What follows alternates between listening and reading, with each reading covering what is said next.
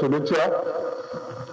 आज कामगार दिवस देखील आहे, त्यानिमित्त सर्व श्रमिक कामगार बांधवांना हार्दिक शुभेच्छा। बंधू आणि भगिनींना आपल्याला सगळ्यांना शुभेच्छा देत असताना मला मनापासून आनंद होतो का हा महाराष्ट्राचा मंगल कलश आणण्यासाठी ज्या ज्या नेत्यांनी आपला सहभाग नोंदवला, काही नेत्यांनी योगदान जे दिलेलं आहे त्याचं स्मरण आज होणे आपल्याला क्रमप्राप्त आहे। त्या सगळ्याच्या स्मृतीला मी विनम्र अभिवादन करतो। आपले लाडके मुख्यमंत्री माननीय देवेंद्र फडणवीस, एकनाथजी शिंदे साहेब, त्याचबरोबर सुनीताताई पवार यांच्या नेतृत्वात महाराष्ट्रामध्ये अनेक योजना आपण यशस्वी पद्धतीने राबवत आहोत।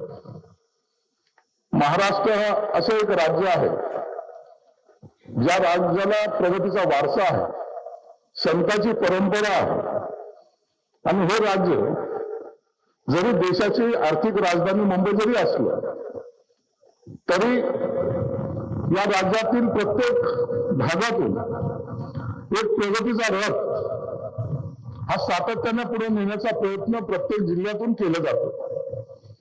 अनेक योजना आपण या महाराष्ट्र राज्यामध्ये राबवत असतो। या योजनेचा परिणाम असा आहे की माननीय मुख्यमंत्री असतील, माननीय उपमुख्यमंत्री असतील, यांनी दावोसमध्ये जाऊन अनेक करार सुद्धा केले। या कराराचा परिणाम असा झाला की या माझ्या संभाजीनगर जिल्ह्याला सर्वांनी पसंती दिली आणि आज औद्योगिक क्षेत्र जे मुंबई, पुणे, ठाणे, नाशिक असेल, नागपूर असेल, यानंतर आता अग्रक्रमामध्ये सुद्धा सर्वात वरचं स्थान आता संभाजीनगर या जिल्ह्याला प्राप्त झालेलं आहे। या जिल्ह्यातील औद्योगिक क्षेत्र वाढतं, परंतु त्याचबरोबर या ठिकाणी असलेलं प्रशासन, ज्याला आपण गतिमान प्रशासन म्हणतो, ते करण्याचा प्रयत्न आपण सर्वजण मिळून करतो। तुम्ही पाहता असाल की मागच्या काळामध्ये कलेक्टर ऑफिसमध्ये सुद्धा अनेक तक्रार निवारण केंद्र आपण सुरू केलं। ऑनलाईन तक्रार घ्यायच्या, त्याचा निपटारा करायचा। आपला जिल्हा परिषद असेल, आपले विभागीय आयुक्त असतील, या सर्व बाबीत येथेच नाही तर तालुका लेवलवर सुद्धा आता सर्वसामान्याची तक्रार ही बाजूला सारली जाणार नाही, ती ऐकलं जाईल अशा पद्धतीचा निर्धार या सगळ्या प्रशासनाने केल्यामुळे आपल्याला महाराष्ट्र राज्याच्या मुख्यमंत्र्यांच्या, राज्यपालांच्या हस्ते अनेक पुरस्कार प्रदान झालेले आहेत। हा आपला जिल्हा अत्यंत गतिमान व्हावा, या ठिकाणी सर्व सुविधा परिपूर्ण असाव्यात, म्हणून प्रत्येक जण, तुम्ही, आम्ही सर्वजण या पुढाकारामध्ये किंवा या प्रगतीमध्ये तुमच्या सर्वांचा पुढाकार असल्यामुळे खऱ्या अर्थानं या जिल्ह्याला नवी दिशा देण्याचं काम आता होत आहे। आपल्याकडे अनेक समस्याचं पहिले अडचणी असायच्या, कनेक्टिव्हिटी नाही, पाण्याचा प्रॉब्लेम आहे। आता ह्या सर्व प्रॉब्लेम्स आता जवळपास दूर होत आलेले आहेत आणि त्याचा प्रत्यय आपल्या सर्वांना येतोय। घाटी सारखी संस्था आपल्याकडे आहे, ज्या घाटी हॉस्पिटलला एक अशी संस्था समजलं जायचं की त्या ठिकाणी उपचार होत नाहीत, परंतु मला सांगायला अभिमान वाटेल, घाटी हॉस्पिटल हे मराठवाड्यात नव्हे तर खानदेश आणि विदर्भातून येणाऱ्या सर्व रुग्णांना सुद्धा इतकी चांगली सेवा देतोय आणि त्याला डीपीसीच्या माध्यमातून सुद्धा गेल्या वर्षी मी 55 कोटी रुपये दिले। हे देण्याच्या मागचा उद्देश आहे की आता अग्रक्रमानं ज्या हॉस्पिटलचं नाव आपण घेतो त्या हॉस्पिटलमध्ये माझं सरकारी हॉस्पिटल सुद्धा आता 1 नंबरवर जाण्याच्या प्रयत्नात आहे आणि तेवढा प्रयत्न तिथलच्या सर्व कर्मचारी सुद्धा करतात।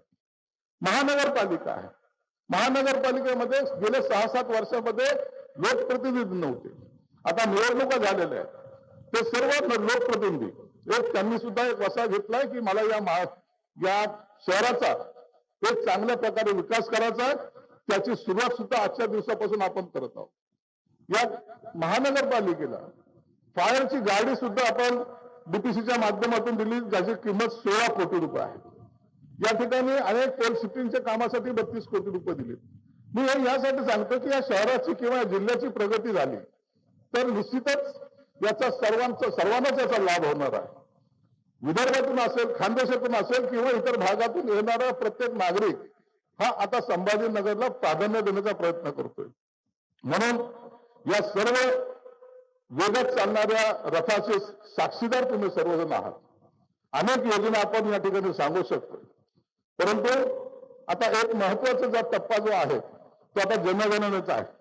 आता आजपासून स्वतःहून जनगणनेसाठी आपल्या घरी बसून आपण त्या जनगणनेमध्ये सहभागी होऊ शकता. आपल्या मोबाईलच्या द्वारे जे ऍप आहे त्याच्यामध्ये आपली संपूर्ण माहिती आपण दिली पाहिजे. 1 ते 15 पर्यंत हा कार्यक्रम सुद्धा आहे. याला आपण सर्वजण सहकार्य कराल अशी अपेक्षा आहे.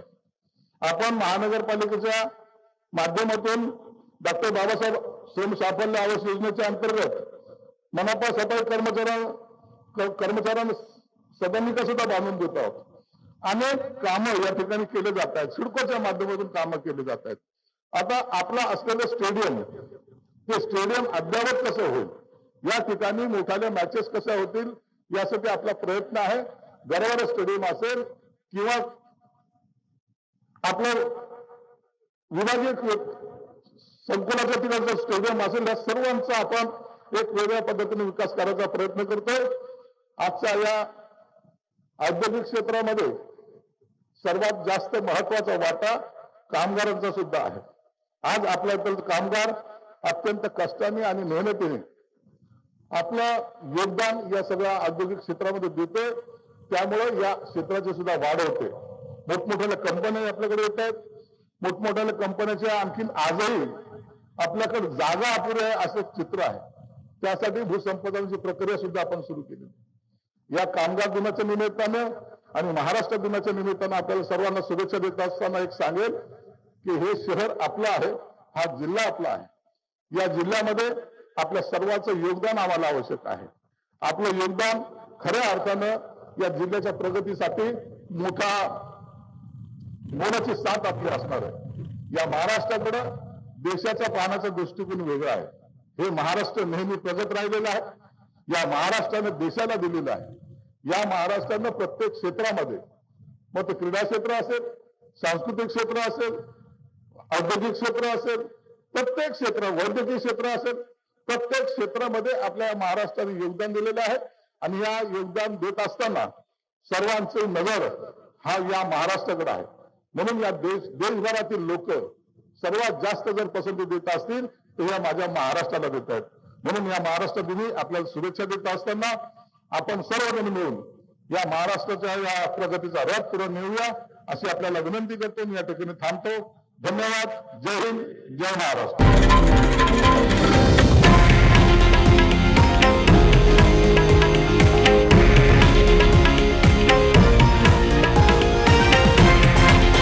हे आहे देशातील नंबर 1 न्यूज नेटवर्क आणि आपण पाहत आहात TV9 मराठी, एकमेव.